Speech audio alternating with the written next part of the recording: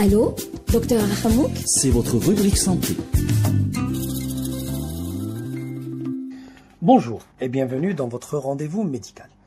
On continue notre série d'épisodes sur les maladies tropicales négligées qui touchent particulièrement notre continent africain, avec aujourd'hui le thème de l'échinococose.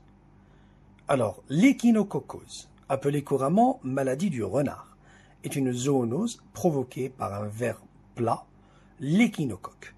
En Europe, il s'agit principalement d'Echinococcus multilocularis, mais il existe d'autres échinocoques parasites dans presque toutes les régions du monde. Alors, une échinococose peut être cystique ou hydatique. Causée par l'Echinococcus granulosus, elle peut être alvéolaire, elle peut être polycystique. Ces deux dernières échinococcus sont plus rares et retrouvées essentiellement en Amérique du Sud et en Amérique centrale.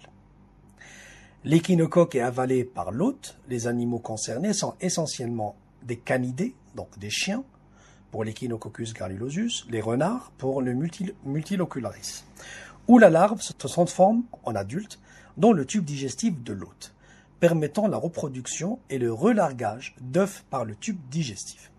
L'être humain constitue le plus souvent un hôte en impasse, c'est-à-dire une impasse parasitaire.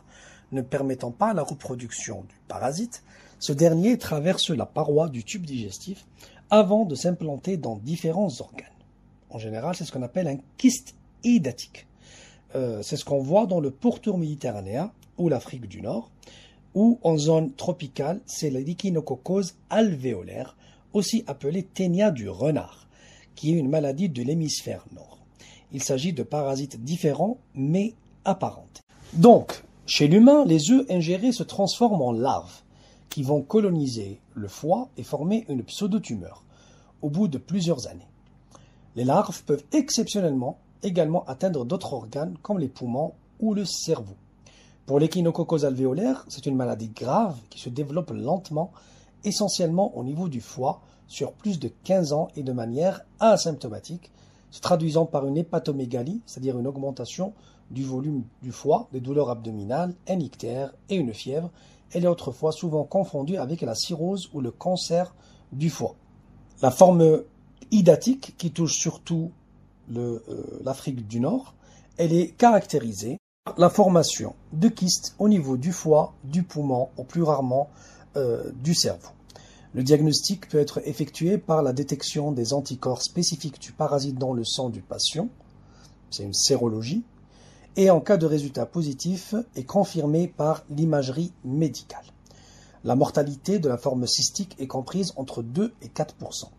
Celle de la forme alvéolaire est beaucoup plus importante si elle n'est pas traitée correctement, avec une diminution de l'espérance de vie pouvant atteindre les 20 ans.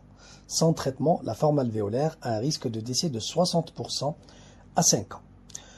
Pour le traitement, alors pour l'échinococose kystique, qui touche surtout l'Afrique du Nord, les kystes intacts peuvent dans certains cas être retirés chirurgicalement. Ceci est considéré comme le traitement optimal pour ce genre d'affection. L'ablation chirurgicale des kystes peut être précédée et suivie d'une chimiothérapie. Chez de nombreux patients, les composés à base de benzimidazole, comme l'albendazole, permettent d'éliminer ces kystes.